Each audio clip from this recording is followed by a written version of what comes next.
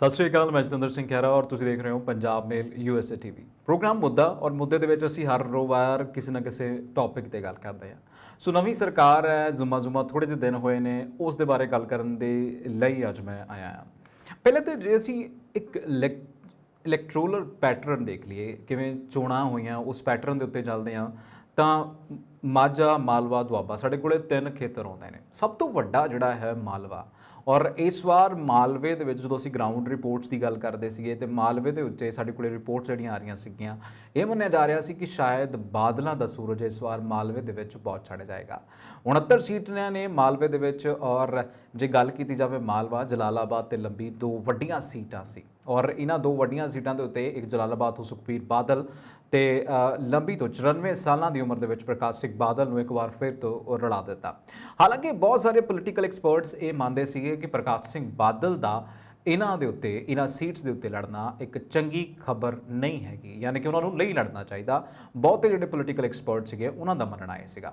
ਪਰ ਫਿਰ ਵੀ ਕਹਿੰਦੇ ਹੁੰਦੇ ਨੇ ਕਿ ਸ਼ਾਇਦ ਪੁੱਤਰ ਮੂੰਹ ਦੇ ਵਿੱਚ ਆਪਣੀ ਉਹ ਬਣੀ ਹੋਈ ਇਮੇਜ ਨੂੰ ਵਿਦਾ ਦੇ ਉੱਤੇ ਲਾ ਕੇ ਪ੍ਰਕਾਸ਼ ਸਿੰਘ ਬਾਦਲ ਹੁਣੀ senior most leader of Punjab, in fact ਜੇ ਕਹੀਏ ਕਿ senior most leader of our country, ਯਾਨੀ ਭਾਰਤ ਦੇ ਸੀਨੀਅਰ ਮੋਸਟ ਲੀਡਰ, ਉਹ ਸੱਤਾ ਦੇ ਵਿੱਚ ਉਤਰ ਜਾਂਦੇ ਨੇ। ਪਰ ਇਸ ਸੱਤਾ ਦੇ ਵਿੱਚ ਲੋਕਾਂ ਨੇ ਇਸ ਵਾਰ ਉਹ ਕਰ ਦਿੱਤਾ ਜੋ ਇਹ ਸ਼ਾਇਦ ਲੋਕਾਂ ਦੇ ਨਾਲ ਕਰਦੇ ਆਉਂਦੇ ਸੀਗੇ।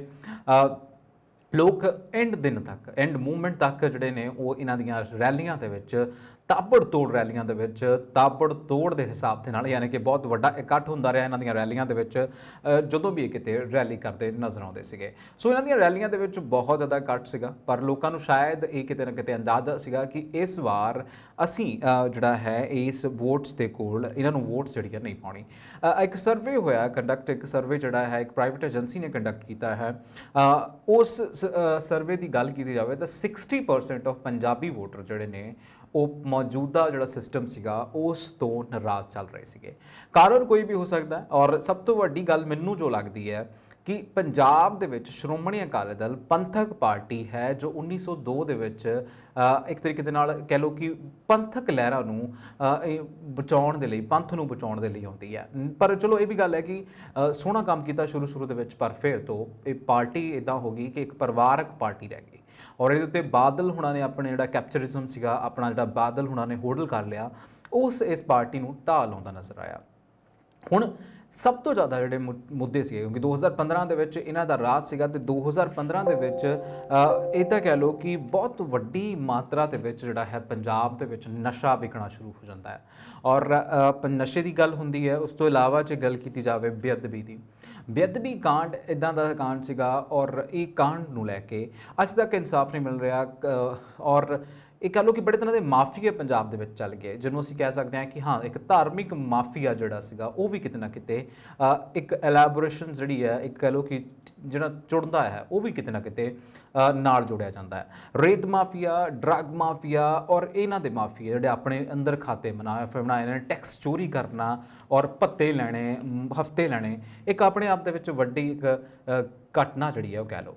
ਫਿਰ ਹੁਣ ਗੱਲ ਕਰਦੇ ਹਾਂ 2015 ਦੇ ਵਿੱਚ ਮੈਂਡੇਟ ਦੇ ਦਿੱਤਾ। ਮੈਂਡੇਟ ਕੀ ਬਹੁਤ ਵੱਡਾ ਮੈਂਡੇਟ ਸੀਗਾ, ਕੈਪਟਨ ਅਮਰਿੰਦਰ ਹੁਣਾਂ ਨੂੰ 77 ਵੋਟਾਂ ਦੇ ਨਾਲ, 77 ਸੀਟਸ ਦੇ ਨਾਲ ਜਿਹੜਾ ਹੈ ਪਾਰਟੀ ਜਿਤਾਉਂਦੀ ਹੈ, ਔਰ ਕੈਪਟਨ ਅਮਰਿੰਦਰ ਹੁਣਾਂ ਨੇ ਬੜੇ ਹੀ ਸਬ ਜਵਾਬ ਜਿਹੜੇ ਸੀਗੇ ਸਿਰਜੇ ਸੀਗੇ, ਬਹੁਤ ਜ਼ਿਆਦਾ ਵਾਅਦੇ ਦਿਖਾਏ ਸੀ ਪੰਜਾਬ ਦੇ ਲੋਕਾਂ ਨੂੰ। ਪਰ ਜਦੋਂ ਸੱਤਾ ਦੇ ਉੱਤੇ ਕਾਬਜ ਹੁੰਦੇ ਨੇ, ਫਿਰ ਉਹ ਸੱਤਾ ਦੀ ਮੋਹ ਦੇ ਵਿੱਚ ਉਹਨਾਂ ਲੋਕਾਂ ਨੂੰ ਭੁੱਲ ਜਾਂਦੇ ਨੇ ਜਿਹੜੇ ਆਮ ਲੋਕਾਂ ਨੇ ਪੰਜਾਬ ਦੀ ਇੱਕ ਆਵਾਜ਼ ਬਣ ਕੇ ਉਹਨਾਂ ਨੂੰ ਵੋਟਾਂ ਦਿੱਤੀਆਂ ਸੀਗੀਆਂ। ਔਰ ਕਹਿੰਦੇ ਨੇ ਕਿ ਮੌਕੇ ਦੇ ਉੱਤੇ ਪੰਜਾਬ ਫਿਰ ਬੋਲਦਾ ਹੈ, ਤੇ ਪੰਜਾਬ ਇਸ ਵਾਰ ਵੀ ਬੋਲਿਆ। ਉਹਨਾਂ 77 ਸੀਟਾਂ ਤੋਂ ਲਿਆ ਕੇ ਹੁਣ 18 ਸੀਟਾਂ ਦੇ ਉੱਤੇ ਕਾਬਜ ਕਰਾ ਦਿੱਤਾ ਇਹਨਾਂ ਨੂੰ, ਔਰ ਇੱਕ ਤਰੀਕੇ ਦੇ ਨਾਲ ਇਹ ਪੰਜਾਬ ਬੋਲਿਆ। ਪੰਜਾਬ ਨੇ ਦੱਸ ਦਿੱਤਾ ਕਿ ਉਹ ਹਜੇ ਵੀ ਸੁਰਜੀਤ ਹੈ, ਮੁੜ ਖੜਾ ਹੋਇਆ ਆ, ਔਰ ਉਹਦੇ ਲੋਕ ਉਹ ਨੇ ਜਿਨ੍ਹਾਂ ਨੇ ਅਬਦਾਲੀ ਤੱਕ ਨੂੰ ਨਹੀਂ ਛੱਡਿਆ ਸੀਗਾ। ਸਿਕੰਦਰ ਇੱਥੋਂ ਮੁੜ ਗਿਆ, ਪੂਰੀ ਦੁਨੀਆ ਨੂੰ ਜਿੱਤਣ ਵਾਲਾ। ਸੋ ਇੱਕ ਤਰੀਕੇ ਦੇ ਨਾਲ ਪੰਜਾਬੀਆਂ ਦੀ ਜਿਹੜੀ ਖਸਲਤ ਹੈ, ਪੰਜਾਬੀਆਂ ਦਾ ਸੁਭਾਅ ਜਿਹੜਾ ਹੈ ਉਹ ਵੀ ਇਸ ਸਾਹਮਣੇ ਜਿਹੜਾ ਹੈ ਝਲਕਣਾ ਸ਼ੁਰੂ ਹੋ ਗਿਆ। ਸੋ ਮੈਂ ਇਸੀ ਗੱਲ ਕਰ ਰਿਹਾ ਕਿ ਪੰਜਾਬ ਦੇ ਵਿੱਚ 2017 ਦੇ ਵਿੱਚ ਇਹਨਾਂ ਨੂੰ ਮੈਂਡੇਟ ਮਿਲ ਜਾਂਦਾ ਹੈ। ਕਾਂਗਰਸ ਨੂੰ ਮੈਂਡੇਟ ਮਿਲਦਾ ਹੈ, ਪਰ ਕਾਂਗਰਸ ਦੀ ਕਾਟੋ ਕਲੇਸ਼। ਹੁਣ ਅਸੀਂ ਬੜੇ ਸਾਰੇ ਵੱਡੇ ਲੀਡਰਸ ਦੇ ਨਾਮ ਲੈਂਦੇ ਹਾਂ, ਕੈਪਟਨ ਅਮਰਿੰਦਰ ਹੋ ਗਿਆ, ਔਰ ਇਸ ਤੋਂ ਇਲਾਵਾ ਜੇ ਗੱਲ ਕੀਤੀ ਜਾਵੇ ਨਵਜੋਤ ਸਿੰਘ ਸਿੱਧੂ, ਸੁਨੀਲ ਜਾਖੜ ਹੋਣੀ ਹੋ ਗਏ। ਇੰਜ ਲੱਗਦਾ ਹੈ ਕਿ ਇਹਨਾਂ ਦੀਆਂ ਆਪਸੀ, ਇਹਨਾਂ ਨੂੰ ਸੱਤਾ ਦੀ ਮੋਹ, ਇਹਨਾਂ ਨੂੰ ਕੁਰਸੀ ਦੀ ਮੋਹ ਨੇ ਜਿਹੜਾ ਹੈ ਬਹੁਤ ਬਹੁਤ ਜਿਹੜਾ ਛੱਲੀ ਕਰਕੇ ਰੱਖ ਦਿੱਤਾ। ਸ਼ਾਇਦ ਇਹਨਾਂ ਦੀ ਕੁਰਸੀ ਦੇ ਮੋਹ ਦੇ ਵਿੱਚ ਪੰਜਾਬ ਦਾ ਅਸਲ ਅਕਸ, ਇਹ ਕੁਰਸੀ ਦੇ ਉੱਤੇ ਕਿਸ ਚੀਜ਼ ਲਈ ਬੈਠੇ ਸੀਗੇ, ਉਹ ਵੀ ਗਵਾ ਦਿੱਤਾ। ਦੂਸਰੇ ਬੰਨੇ ਬਹੁਤ ਸਾਰੇ ਲੋਕ ਕਹਿੰਦੇ ਨੇ ਕਿ ਐਸ਼ ਪ੍ਰਸਤੀ ਦੀ ਕਹਿੰਦੇ ਕਿ ਜਦੋਂ ਕਿਸੇ ਨੂੰ ਆਦਤ ਹੋ ਜਾਵੇ ਨਾ ਤਾਂ ਫਿਰ ਉਹ ਆਦਤ ਜਾਂਦੀ ਨਹੀਂ ਹੈ। ਤੇ ਕੈਪਟਨ ਅਮਰਿੰਦਰ ਨੂੰ ਇਸ ਵਾਰ ਐਸ਼ ਪ੍ਰਸਤੀ ਦੇ ਇੱਕ ਕਹਿੰਦੇ ਨੇ ਕਿ ਸਿਖਰ ਦੇ ਉੱਤੇ ਵੇਖਣ ਨੂੰ ਮਿਲਿਆ ਉਹਨਾਂ ਨੇ 3-4.5 ਸਾਲ ਕੁਝ ਵੀ ਨਹੀਂ ਕੀਤਾ, ਫਿਰ ਸੱਤਾ ਪਲਟਦੀ ਹੈ। ਸੱਤਾ ਪਲਟ ਦੇ ਵਿੱਚ ਮੌਕੇ ਤੇ ਚੌਕਾ ਲੱਗ ਜਾਂਦਾ ਹੈ, ਔਰ ਇੱਕ ਦਲਿਤ ਚਿਹਰਾ ਜਿਹੜਾ ਹੈ, ਜਿਹਨੂੰ ਬਹੁਤ ਇਨਕੈਸ਼ ਕੀਤਾ ਆਪਣੇ ਆਪ ਨੂੰ ਇਸ ਨਾਮ ਦੇ ਨਾਲ ਕਿ ਮੈਂ ਸਭ ਤੋਂ ਛੋਟੀ ਕਾਸਟ ਦਾ ਹਾਂ, ਮੇਰੇ ਨਾਲ ਆ ਹੋ ਰਿਹਾ ਹੈ, ਮੈਂ ਪਹਿਲੀ ਵਾਰ ਜਹਾਜ਼ 'ਚ ਜਾ ਰਿਹਾ ਹਾਂ।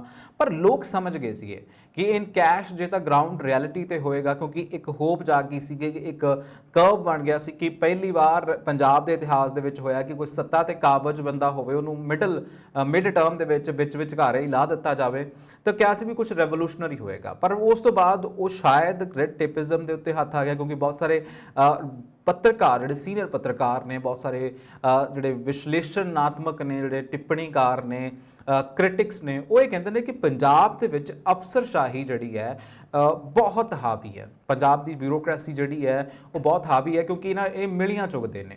ਸੋ ਅਸੀਂ ਦੇਖਿਆ ਵੀ ਸੀਗਾ, ਕਿਉਂਕਿ ਕੈਪਟਨ ਅਮਰਿੰਦਰ ਹੁਣਾਂ ਨੇ ਵੀ ਇਹ ਕੀਤਾ ਕਿ ਪਤੀ ਨੂੰ DIG ਬਣਾਤਾ ਔਰ ਪਤਨੀ ਨੂੰ ਹੋਮ ਸੈਕਟਰੀ ਬਣਾਤਾ। ਸੋ ਕਿਤੇ ਨਾ ਕਿਤੇ ਪੰਜਾਬ ਦੀ ਵਾਂਗਡੋਰ ਦੇ ਵਿੱਚ ਇਹਨਾਂ ਦੋਹਾਂ ਚੀਜ਼ਾਂ ਨੂੰ ਵੇਖਿਆ ਜਾ ਰਿਹਾ।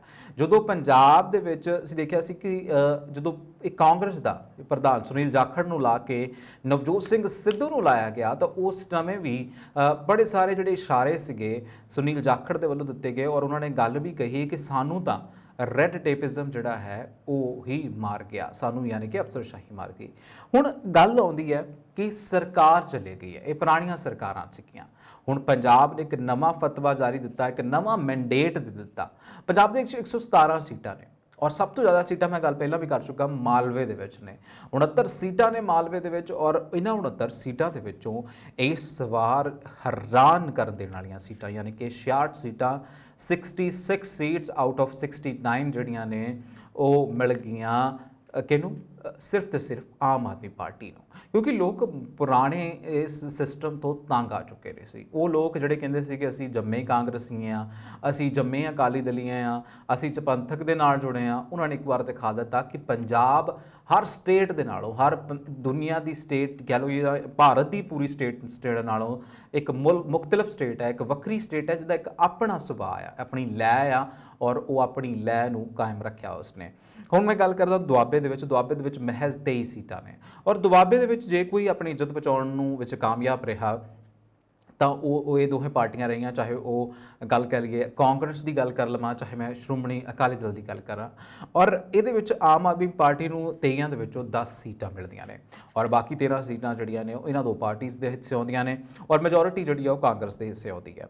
ਉਸ ਤੋਂ ਬਾਅਦ ਅਸੀਂ ਗੱਲ ਕਰਦੇ ਹਾਂ ਮਾਝੇ ਦੀਆਂ ਸੀਟਾਂ। ਮਾਝਾ 25 ਸੀਟਾਂ ਆਪਣੀ ਬੁੱਕਲ ਦੇ ਵਿੱਚ ਲਈ ਬੈਠਾ ਆ, ਔਰ ਮਾਝੇ ਨੇ ਸਭ ਤੋਂ ਜ਼ਿਆਦੀਆਂ ਸੀਟਾਂ, ਯਾਨੀ ਕਿ ਮਾਲਵੇ ਤੋਂ ਬਾਅਦ ਮਾਝੇ ਦੀਆਂ 16 ਸੀਟਾਂ ਜਿਹੜੀਆਂ ਨੇ ਉਹ ਆਮ ਆਦਮੀ ਪਾਰਟੀ ਦੇ ਹੱਕ ਵਿੱਚ ਆਉਂਦੀਆਂ ਨੇ। ਹੁਣ ਅਸੀਂ ਮਾਝੇ ਤੋਂ ਸ਼ੁਰੂਆਤ ਕਰ ਲੈਂਦੇ ਹਾਂ। ਸ਼੍ਰੀ ਗੁਰੂ ਗ੍ਰੰਥ ਸਾਹਿਬ ਜੀ ਸੁਸ਼ੋਭਿਤ ਨੇ, ਸ਼੍ਰੀ ਹਰਿਮੰਦਰ ਸਾਹਿਬ ਹੈ, ਸਾਨੂੰ ਲੱਗਦਾ ਹੈ ਕਿ ਧੁਰਾ ਹੈ, ਸਿੱਖੀ ਦਾ ਧੁਰਾ ਜਿਹੜਾ ਆ ਉਹ ਅੰਮ੍ਰਿਤਸਰ ਤੋਂ ਅਸੀਂ ਮੰਨਣਾ ਸ਼ੁਰੂ ਕਰ ਦਿੰਦੇ ਹਾਂ। ਹੁਣ ਇੱਥੇ ਇਸ ਪੰਥਕ ਲਹਿਰ ਨੂੰ ਵੋਟਾਂ ਨਾ ਪੈਣੀਆਂ, ਤੁਸੀਂ ਸਮਝ ਸਕਦੇ ਹੋ ਕਿ ਲੋਕ ਬੇਅਦਬੀ ਵਾਲੇ ਮੁੱਦੇ ਤੋਂ ਕਿੰਨੇ ਜ਼ਿਆਦਾ ਘਾਤਕ ਸੀਗੇ, ਆਹਤ ਸੀਗੇ, ਔਰ ਲੋਕਾਂ ਨੇ ਸੋਚਿਆ ਕਿ ਸ਼ਾਇਦ ਹੁਣ ਬਦਲਾਅ ਦਾ ਸਮਾਂ ਆ ਗਿਆ। ਔਰ ਇਸ ਜਿਵੇਂ ਕਹਾਂ ਕਿ ਇਹਨਾਂ ਸੀਟਾਂ ਦੇ ਵਿੱਚੋਂ 25 ਸੀਟਾਂ ਦੇ ਵਿੱਚੋਂ ਜਿਹੜੀਆਂ ਨੇ 16 ਸੀਟਾਂ ਆਮ ਆਦਮੀ ਪਾਰਟੀ ਨੂੰ ਮੈਂਡੇਟ ਮਿਲਣਾ, ਇਹ ਇਸੇ ਗੱਲ ਦੀ ਨਿਸ਼ਾਨੀ ਹੈ। ਹੁਣ ਗੱਲ ਕਰਦੇ ਹਾਂ ਕਾਂਗਰਸ ਨੂੰ ਇਸ 117 ਸੀਟਾਂ ਦੇ ਵਿੱਚੋਂ, ਜਿਹੜੀਆਂ ਕਿ ਪਿਛਲੇ ਵਾਰ 77 ਸੀਟਾਂ ਲੈ ਕੇ ਗਈ ਸੀਗੀ, ਇਸ ਵਾਰ ਸਿਰਫ ਤੇ ਸਿਰਫ ਮਹਿਜ਼ 18 ਸੀਟਾਂ ਦੇ ਉੱਤੇ ਹੀ ਸਿਮਟ ਕੇ ਰਹਿ ਗਈ। ਅਕਾਲੀ ਦਲ ਦਾ ਤਾਂ ਇਸ ਤੋਂ ਬੁਰਾ ਹਾਲ ਹੋਇਆ। ਅਕਾਲੀ ਦਲ ਦਾ ਜਿਹੜਾ ਕਹਿ ਲਈਏ ਕਿ ਗੱਠਜੋੜ ਸੀਗਾ, ਤਕਰੀਬਨ ਬਹੁਜਨ ਸਮਾਜ ਪਾਰਟੀ ਦੇ ਨਾਲ ਗੱਠਜੋੜ ਹੋਇਆ, BSP ਦੇ ਨਾਲ ਜੋ ਗੱਠਜੋੜ ਹੋਇਆ, ਔਰ ਕੁੱਲ ਮਿਲਾ ਕੇ ਇਹ 3 ਸੀਟਾਂ ਲੈ ਗਈਆਂ। ਉਹ ਲੋਕ ਜਿਹੜੇ ਲੱਗਦਾ ਸੀ ਕਿ ਸ਼ਾਇਦ ਕਦੀ ਹਾਰਨਗੇ ਨਹੀਂ। ਮੈਂ ਸੁਖਬੀਰ ਸਿੰਘ ਬਾਦਲ, ਪ੍ਰਕਾਸ਼ ਸਿੰਘ ਬਾਦਲ ਦੀ ਗੱਲ ਕਰਦਾ, ਉਹ ਲੋਕ ਜਿਹੜੇ ਸਾਨੂੰ ਲੱਗਦਾ ਸੀ ਕਿ ਹਾਰਨਗੇ ਨਹੀਂ, ਉਹ ਵੀ ਬੜੇ ਬੁਰੀ ਤਰ੍ਹਾਂ ਹਾਰਦੇ ਨੇ। ਔਰ ਮਜੀਠਾ ਦੇ ਵਿੱਚ ਅਸੀਂ ਦੇਖਿਆ ਸੀ ਕਿ ਜੋ ਕੁਝ ਹੋਇਆ, ਗੁਰਨੀਤ ਕੌਰ ਜਿਹੜੇ ਨੇ ਮਜੀਠੀਆ ਦੀ ਵਾਈਫ ਨੇ, ਉਹ ਉੱਥੇ ਖੜੇ ਕੀਤੇ ਜਾਂਦੇ ਨੇ। ਅੰਮ੍ਰਿਤਸਰ ਈਸਟ ਤੋਂ ਜਿਹਦਾ ਨਾਂ ਹੀ ਨਹੀਂ ਪਤਾ ਸੀ ਲੋਕਾਂ ਨੂੰ, ਉਹ ਜਿਹੜੇ ਨੇ ਉਹ ਜਿੱਤ ਕੇ ਚਲੇ ਜਾਂਦੇ ਨੇ। ਸੋ ਕਿਤੇ ਨਾ ਕਿਤੇ ਆਪਣੇ ਆਪ ਦੇ ਵਿੱਚ ਇਹ ਲੱਗਦਾ ਕਿ ਪੰਜਾਬ ਇੱਕ ਉਹ ਸਟੇਟ ਹੈ ਜਿੱਥੇ ਹਰ ਕੋਈ ਜਿਹੜਾ ਆ ਇੱਕ ਮੁਖਤਲਿਫ ਵਿਹਾਵ ਦੇ ਨਾਲ, ਇੱਕ ਵੱਖਰੇ ਢੰਗ ਦੇ ਨਾਲ ਸੋਚਦਾ ਆ, ਔਰ ਪੰਜਾਬ ਦੁਨੀਆ ਤੋਂ ਵੱਖਰਾ ਚੱਲਣਾ ਜਾਣਦਾ ਆ। ਸੋ ਇਹ ਸੀ ਇਲੈਕਸ਼ਨ ਰਿਜ਼ਲਟ। ਉਹਦੇ ਵਿੱਚ ਇੱਕ ਕਾਰਨ ਜੋ ਹੈ, ਇੱਕ ਇਸ ਪਬਲਿਕੇਸ਼ਨ ਨੇ ਦੱਸਿਆ। ਔਰ ਇਸ ਤੋਂ ਇਲਾਵਾ ਲੋਕ ਕਹਿੰਦੇ ਨੇ ਕਿ 10% ਪੰਜਾਬ ਦੇ ਵਿੱਚ ਹਜੇ ਵੀ ਉਹ ਲੋਕ ਨੇ ਜਿਹੜੇ ਸੋਚਦੇ ਨੇ ਕਿ ਕੇਂਦਰੀ ਸੱਤਾ ਜਿਹੜੀ ਹੈ ਉਹ ਬਹੁਤ ਉਹ ਤੋਂ ਸੈਟਿਸਫਾਈ ਨੇ। ਮਤਲਬ ਇਹਨਾਂ ਨੇ ਲਿਖਿਆ ਹੈ ਕਿ ਕੇਂਦਰੀ ਸੱਤਾ ਤੋਂ ਲੋਕ ਸੈਟਿਸਫਾਈ ਨੇ, ਸੰਤੁਸ਼ਟ ਨੇ। ਔਰ ਬਾਕੀ ਜਿਹੜੇ ਲਿਖਿਆ ਹੈ ਕਿ ਬਾਕੀ ਜਿਹੜੇ 10% ਉਹਨਾਂ ਨੂੰ ਲੱਗਦਾ ਹੈ ਕਿ ਨਹੀਂ, ਕੁਝ ਖਾਸ ਨਹੀਂ ਹੈ, ਠੀਕ ਵੀ ਹੈ, ਗਲਤ ਵੀ ਹੈ। ਔਰ ਬਾਕੀ ਦਾ ਜਿਹੜਾ 80% ਹੈ ਉਹ ਇਹ ਸਮਝਦਾ ਹੈ ਕਿ ਕੇਂਦਰੀ ਸੱਤਾ ਨੇ ਪੰਜਾਬ ਦੇ ਨਾਲ ਜੋ ਕੀਤਾ ਹੈ ਉਹ ਗਲਤ ਕੀਤਾ ਹੈ। ਯਾਨੀ ਕਿ ਇਹ ਕਹਿ ਲਓ ਕਿ ਭਾਜਪਾ ਨੂੰ ਲੋਕ ਪਸੰਦ ਨਹੀਂ ਕਰਦੇ ਪੰਜਾਬ ਦੇ ਵਿੱਚ। ਔਰ ਕੇਂਦਰੀ ਖੇਤੀ ਕਾਨੂੰਨਾਂ ਦੇ ਸੰਬੰਧ ਦੇ ਵਿੱਚ ਗੱਲ ਕੀਤੀ ਜਾਵੇ ਤਾਂ ਇਹ ਇੱਕ ਵੱਖਰੀ ਤਰੀਕੇ ਦੀ ਪਿੜਤ ਪਾ ਦਿੱਤੀ ਸੀਗੀ, ਕਿਉਂਕਿ 1.5 ਸਾਲ ਤੋਂ ਜ਼ਿਆਦਾ ਉੱਥੇ ਬੈਠਣਾ ਔਰ ਉਸ ਤੋਂ ਬਾਅਦ ਆਪਣਾ ਹੱਕ ਲੈ ਕੇ ਵਾਪਸ ਆਉਣਾ ਇੱਕ ਵੱਡੀ ਗੱਲ ਹੈ। ਵੱਡਾ ਇੱਕ ਕਹਿ ਲਓ ਕਿ ਜ਼ੇਰਾ ਆ ਪੰਜਾਬੀਆਂ ਦਾ, ਦੁਨੀਆ ਭਰ ਤੋਂ ਸਪੋਰਟ ਜਤਾਤੀ ਪੰਜਾਬੀਆਂ ਦੇ ਰਿਹਾ। ਹੁਣ ਪੰਜਾਬ ਦੇ ਉਹ ਲੀਡਰ ਵੀ ਜਿਹੜੇ ਸੀਗੇ ਉਹ ਸੱਤਾ ਦੇ ਵਿੱਚ ਆ ਗਏ। ਮੈਂ ਪਿਛਲੀ ਵਾਰ ਵੀ ਗੱਲ ਕੀਤੀ ਸੀ ਕਿ ਉਹ ਸੱਤਾ ਦੇ ਵਿੱਚ ਆ ਗਏ ਨੇ। ਔਰ ਜਦੋਂ ਸੱਤਾ ਦੇ ਵਿੱਚ ਆ ਗਏ ਤੇ ਫਿਰ ਸੱਤਾ ਦੇ ਉੱਤੇ ਸ਼ਾਇਦ ਇੱਦਾਂ ਲੱਗਦਾ ਸੀ ਕਿ ਕੁਰਸੀ ਦੀ ਭੁੱਖ ਹੈ ਇਹਨਾਂ ਨੂੰ। ਬਹੁਤ ਸਾਰੇ ਪੋਲੀਟੀਕਲ ਲੋਕ ਇਹਨਾਂ ਨੂੰ ਕਹਿੰਦੇ ਸੀ ਕਿ ਤੁਸੀਂ ਹਜੇ ਨਾ ਆਓ, ਤੁਸੀਂ ਐਜ਼ ਅ ਪ੍ਰੈਸ਼ਰ ਗਰੁੱਪ ਕੰਮ ਕਰੋ। ਔਰ ਜਦੋਂ ਤੁਹਾਨੂੰ ਲੱਗਿਆ ਕਿ ਤੁਸੀਂ ਪ੍ਰੈਸ਼ਰ ਗਰੁੱਪ ਕੰਮ ਕਰ ਲਿਆ ਬਹੁਤ ਤਰੀਕੇ ਦੇ ਨਾਲ, ਸਹੀ ਤਰੀਕੇ ਦੇ ਨਾਲ, ਤਾਂ ਤੁਸੀਂ ਉਦੋਂ ਸੱਤਾ ਦੇ ਵਿੱਚ ਆ ਜਾਓ।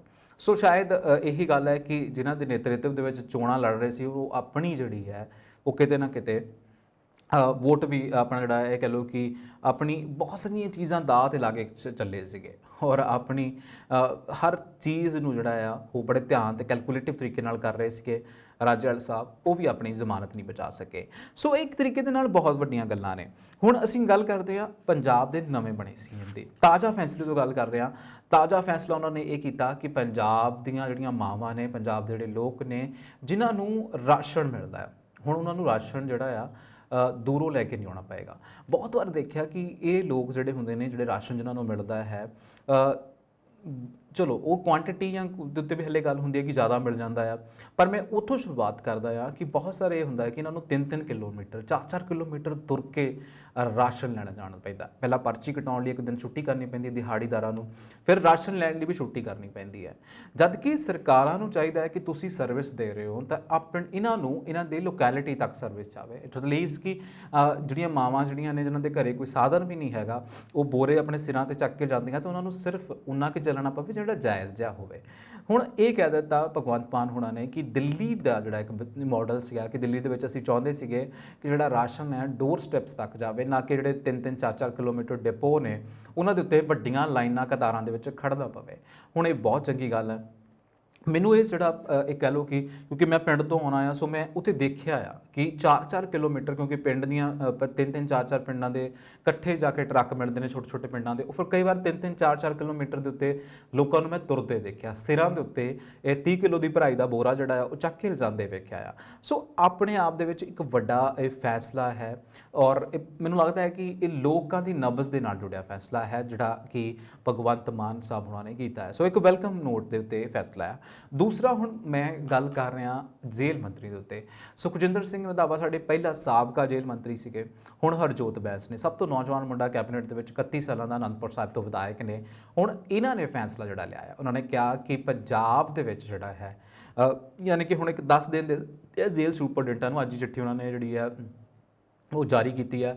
ਉਸ ਚਿੱਠੀ ਦਾ ਇੱਕ ਇਹਨਾਂ ਨੇ ਟਵਿੱਟਰ ਉੱਤੇ ਵੀ ਉਹਨਾਂ ਨੇ ਨੋਟਿਸ ਪਾਇਆ ਹੈ ਔਰ ਚਿੱਠੀ ਦੇ ਵਿੱਚ ਲਿਖ ਦਿੱਤਾ ਕਿ 10 ਦਿਨ ਦੇ ਦਿੱਤੇ ਆ ਸੁਪਰਡੈਂਟਾਂ ਨੂੰ, ਉਹਨਾਂ ਨੂੰ ਚੈਕਿੰਗ ਕਰਨੀ ਹੈ, ਸਕੈਨਿੰਗ ਕਰਨੀ ਹੈ, ਸੈਨੀਟਾਈਜ਼ ਮੁਹਿੰਮ ਚਲਾਉਣੀ ਹੈ ਕਿ ਜੇਲ੍ਹ ਦੇ ਵਿੱਚ ਜਿਹੜਾ ਹੈ ਕਿਸੇ ਕੋਲੇ ਕੋਈ ਨਸ਼ਾ ਤਾਂ ਨਹੀਂ ਹੈ, ਜੇਲ੍ਹ ਦੇ ਵਿੱਚ ਫੋਨ ਤੇ ਨਹੀਂ ਹੈ। ਮੈਂ ਬੜੀ ਵਾਰੀ ਗੱਲ ਕਰਦਾ ਕਿ ਵੱਡੀਆਂ ਗੈਂਗਸ ਨੇ, ਵੱਡੇ ਜਿਹੜੇ ਗੈਂਗਸਟਰ ਨੇ, ਉਹ ਜੇਲ੍ਹਾਂ ਦੇ ਵਿੱਚੋਂ ਆਪੋ ਆਪਣਾ ਕਾਰੋਬਾਰ ਚਲਾਉਂਦੇ ਨਜ਼ਰ ਆਉਂਦੇ ਨੇ। ਜੇਲ੍ਹਾਂ ਦੇ ਵਿੱਚੋਂ ਫੇਸਬੁੱਕ ਦੇ ਸਟੇਟਸ ਪੈਂਦੇ ਸ਼ੁਰੂ ਹੁੰਦੇ ਨੇ, ਜੇਲ੍ਹਾਂ ਦੇ ਵਿੱਚੋਂ ਗੱਲਬਾਤ ਨਿਕਲਣੀ ਸ਼ੁਰੂ ਹੋ ਜਾਂਦੀ ਹੈ। ਸੋ ਇੱਕ ਹਰਜੋਤ ਦਾ ਇਹ ਬਹੁਤ ਵੱਡਾ ਆ, ਔਰ ਨਾਲ ਹੀ ਨਾਲ ਉਹਨਾਂ ਨੇ ਕਹਿ ਦਿੱਤਾ ਕਿ VVIP ਰੂਮ ਜਿਹੜੇ ਨੇ, VVIP ਕਲਚਰ ਪੰਜਾਬ ਦੇ ਵਿੱਚ ਤਾਂ ਬਹੁਤ ਭਾਰੀ ਹੈ। ਗਾਣਿਆਂ ਦੇ ਵਿੱਚ VVIP ਆ, ਇਹਨਾਂ ਔਰਨਾਮੈਂਟ ਸਿਕਿਉਰਿਟੀਆਂ ਜਿਹੜੀਆਂ ਦਿੱਤੀਆਂ ਹੁੰਦੀਆਂ ਨੇ ਉਹ VVIP ਹੈ, ਜਦ ਕਿ ਉਹਨਾਂ ਦੀ ਲੋੜ ਨਹੀਂ ਹੁੰਦੀ। ਉਹ ਵੀ ਉਹਨਾਂ ਨੇ ਵਾਪਸ ਲੈ ਲਈਆਂ। ਹੁਣ ਦੂਸਰਾ ਜਿਹੜੀ ਵੱਡੀ ਗੱਲ ਉਹ ਕਹਿੰਦੇ ਕਿ ਕੋਠੜੀਆਂ ਨਹੀਂ, ਸਪੈਸ਼ਲ ਕਮਰੇ ਬਣਾਏ ਨੇ, ਜਾਂ ਤਾਂ ਉਹਨਾਂ ਨੂੰ ਨਸ਼ਟ ਕਰ ਦਿੱਤਾ ਜਾਵੇ ਜਿਹੜੇ ਕਿ VIPs ਜਾਂਦੇ ਨੇ, ਹੈ ਨਾ, ਉਹਨਾਂ ਦੇ ਲਈ, ਤੇ ਜਾਂ ਫਿਰ ਉਹਨਾਂ ਨੂੰ ਇੱਕ ਨੋਰਮਲ ਤਰੀਕੇ ਨਾਲ, ਕਿਸੇ ਨੂੰ ਵੀ ਕੋਈ ਵਧੀਆ ਜਿਹੜਾ ਹੈ ਉਹ ਨਹੀਂ ਦੇਣਾ ਹੈਗਾ, ਕੋਈ ਕਿਸੇ ਤਰੀਕੇ ਦਾ ਨਹੀਂ। ਸਾਰੇ ਪੰਜਾਬ ਦੇ ਨਿਯਮਾਂ ਦੇ ਨੂੰ, ਪੰਜਾਬ ਦੇ ਜੇਲ੍ਹ ਨਿਯਮਾਂ ਅਨੁਸਾਰ ਜਿਹੜਾ ਜਿਹਦੇ ਦੀ ਸਜ਼ਾ ਮਿਲੀ ਹੈ ਉਵੇਂ ਦੇ ਹੀ ਹੋਣੇ ਚਾਹੀਦੇ ਨੇ। ਸੋ ਬੜੇ ਵੱਡੇ ਵੈਲਕਮ ਫੈਸਲੇ ਨੇ, ਬੜੇ ਚੰਗੇ ਫੈਸਲੇ ਜਿਹੜੇ ਨੇ ਉਹ ਇਸ ਵਾਰ ਆਮ ਆਦਮੀ ਪਾਰਟੀ ਨੇ ਸ਼ੁਰੂ ਦੇ ਵਿੱਚ ਲਏ ਨੇ। ਹਾਲਾਂਕਿ ਰਾਜ ਸਭਾ ਵਾਲਾ ਫੈਸਲਾ ਜਿਹੜਾ ਹੈ ਉਹ ਅਜੇ ਵੀ ਸਾਨੂੰ ਜਿਹੜਾ ਆ ਉਹ ਖਟਕਦਾ ਹੈ ਕਿ ਪੰਜਾਬ ਦੇ ਵਿੱਚੋਂ ਰਾਘਵ ਚੱਡਾ, ਸੰਦੀਪ ਪਾਠਕ ਨੂੰ ਕਿਉਂ ਭੇਜਿਆ ਗਿਆ। ਸਾਡੇ ਆਪ ਦੇ ਮੁੰਡੇ ਵੀ ਸੀਗੇ, ਉਹਨਾਂ ਨੂੰ ਭੇਜਿਆ ਜਾ ਸਕਦਾ ਸੀਗਾ, ਇੱਕ ਵੱਡਾ ਫੈਸਲਾ ਹੈ। ਪਰ ਚਲੋ ਉਹ ਫੈਸਲੇ ਤੋਂ ਇਲਾਵਾ ਉਹ ਜਿਹੜਾ ਗਲਤ ਹੈ ਉਹ ਗਲਤ ਹੈ, ਪਰ ਇਹ ਦੋ ਫੈਸਲੇ ਅੱਜ ਉੱਤੇ ਗੱਲ ਕਰਨ ਦੀ ਲੋੜ ਸੀਗੀ, ਮੈਂ ਕੀਤੀ ਹੈ। ਇੱਦਾਂ ਮੈਂ ਵੱਖ-ਵੱਖ ਮੁੱਦਿਆਂ ਦੇ ਉੱਤੇ, ਪੰਜਾਬ ਸਰਕਾਰ ਦੇ ਮੁੱਦਿਆਂ ਦੇ ਉੱਤੇ ਜਾਂ ਪੰਜਾਬ ਦੇ ਮੁੱਦਿਆਂ ਦੇ ਉੱਤੇ ਗੱਲਬਾਤ ਕਰਦਾ ਰਹਾਂਗਾ। ਮੈਨੂੰ ਦਿਓ ਇਜਾਜ਼ਤ, ਦੇਖਦੇ ਰਹੋ ਪੰਜਾਬ ਮੇਲ USA TV। ਧੰਨਵਾਦ।